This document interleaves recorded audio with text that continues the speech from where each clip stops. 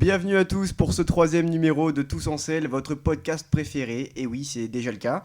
Tout ça en partie grâce à mon compère qui m'accompagne aujourd'hui. Laissez-moi vous présenter l'homme qui a déjà couru avec Lenny Martinez mais qui n'a pas le même talent, Tony Carandante. Salut Jessie. Comment ça va, Tony ? Bah écoute, ça va super et toi ? Bah écoute, au top. Aujourd'hui, Tony, on va parler de la dernière saison de Mark Cavendish. Yes. Mais avant ça, on va faire une petite parenthèse information. Maxime Van Gils pourrait quitter la formation Lotto Destiny. Grand espoir du cyclisme actuel, le Belge avait pourtant prolongé son contrat en mars dernier. La formation Lotto Destiny a sorti un communiqué suite à cette affaire. Une affaire donc à suivre, mais un départ n'est pas à exclure avant le début de la nouvelle saison. Je referme donc, Tony, la parenthèse et on parle désormais de Mark Cavendish. Au cas où vous n'étiez pas au courant, le Manx Missile, comme on l'appelle, a pris sa retraite à la fin de la saison 2024. On rappelle qu'il devait déjà la prendre après le Tour 2023, mais une chute l'a privé d'un succès sur le Tour. Il venait cette année pour enfin devenir Tony le cycliste avec le plus de victoires sur la grande boucle. Carrément. Et il a réussi, c'était le 7 juillet dernier, 35 victoires d'étape, une de plus que Eddy Merckx. Tony, pour toi, qu'est-ce que ça représente Mark Cavendish ? Ça représente un peu tout le vélo moderne en tout cas des années 2010. Enfin, c'est une personne qui a été extrêmement constante durant ces 10 dernières années. On l'a vu un peu partout, dans tous les sprints massifs. Alors c'est vrai qu'il y a eu une période un peu creuse à la Bahreïn où c'était justement le creux de la vague. Il performait pas comme en 40, pour l'expression, mais c'est vrai qu'il est sacrément bien revenu et le fait, la Astana, le fait qu'il l'ait fait courir une dernière fois en 2024 pour gagner cette 5e étape du Tour de France 2024, du coup c'est énorme quoi. Ouais, puis sa saison 2024, elle était calibrée autour du Tour de France, un peu Complet, bien comme sûr. Jonas Vingegaard avec la Jumbo, Ouais. enfin la Visma désormais. C'est assez impressionnant pour un sprinter d'avoir un programme comme ça, c'est-à-dire que le gars venait uniquement dans le but d'avoir cette 35e étape. Il a repoussé sa retraite pour ça et Ouais, c'est ça, c'est surtout fantastique. que la Astana, ils ont quasiment mis une équipe pour lui. Donc c'est vrai que on se rend compte de l'ampleur qu'il a pris quand on voit qu'une équipe choisit 8 bonhommes pour un seul mec, quoi. Ouais. 7 bonhommes pour un seul mec. Plus à l'arrivée, lors de sa victoire d'étape, tout le monde l'a reconnu, l'a Mais célébré. oui, c'était beau. C'était sprinter comme grimpeur. En plus, à Nice, nous, on a eu la chance d'avoir l'arrivée cette année. Donc, Carrément. moi, j'étais à l'arrivée au contre-la-montre.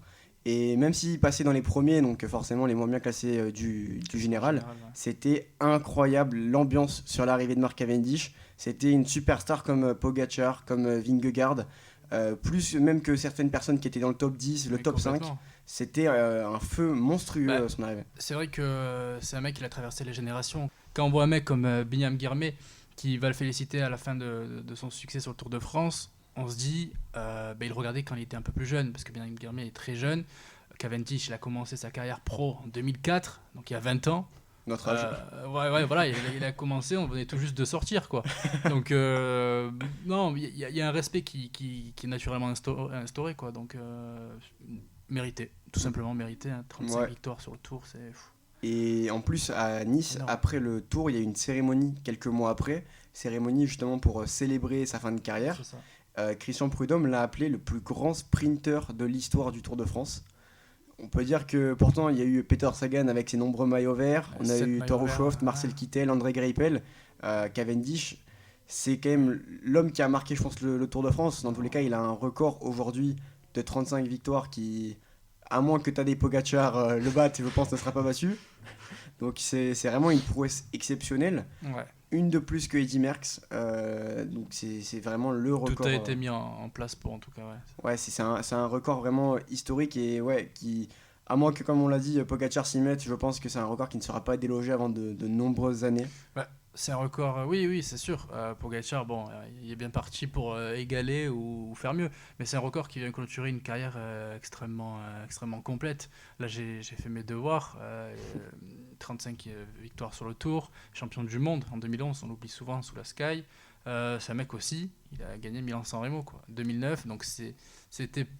Je pense qu'il s'est vachement, spécialisé plat à partir des années 2010-2012, parce qu'en 2009, gagner un Milan-San Remo devant les clients qu'il y avait, c'était quelque chose, quoi.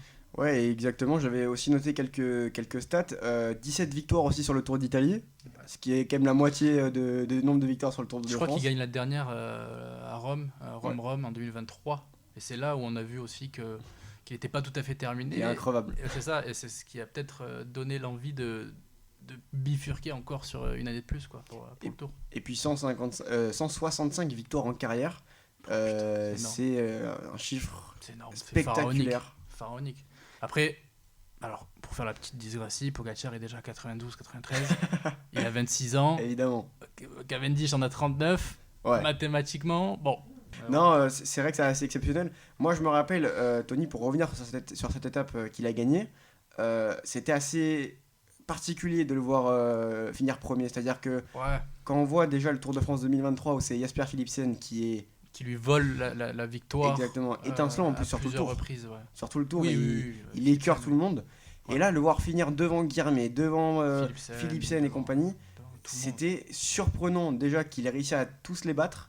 Et après, il y a eu la réalisation. Je sais pas si toi tu l'as vécu comme ça, mais c'est-à-dire qu'il y a ce truc où on se dit attends, c'est Cavendish à 39 ans qui vient finir devant tout le monde. C'est ça. Tout le monde dans le monde du vélo était content de le voir gagner parce que comme j'ai dit, ça clôture une saison, une carrière de fou. Le voir gagner, on s'est dit putain, le mec a 39 piges, il est encore là.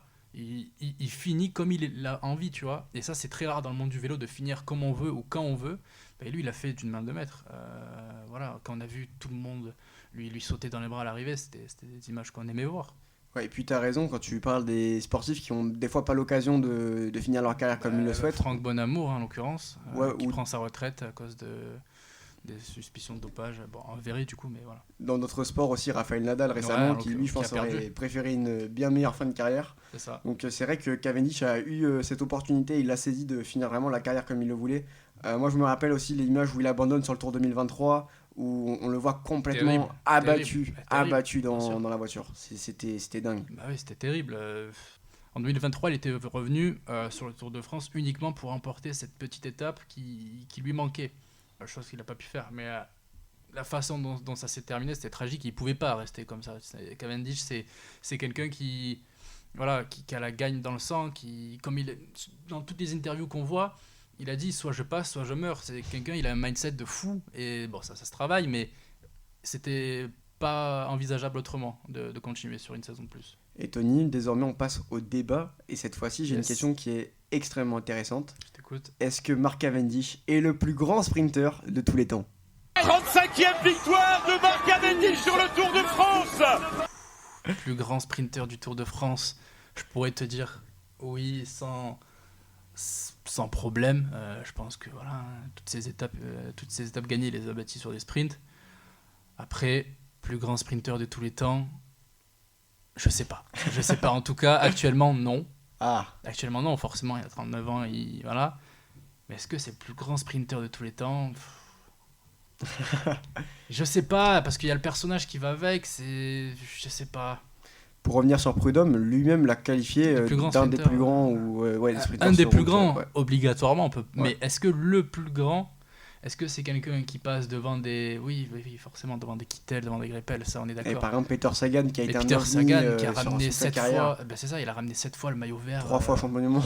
Voilà, 7 fois le maillot vert. Après, à l'ancienne, l'âge de mes parents, il y avait Rick Zabel qui sprintait comme un dieu. Donc est-ce que c'est Touroshoft, ouais. Est-ce que c'est le plus grand sprinter du monde ? Honnêtement, non, je pense pas. Non. Et là, voilà, là c'est ma réponse claire. Non, Mark Cavendish n'est pas le plus grand sprinter du monde. Il a été, mais il ne l'est pas.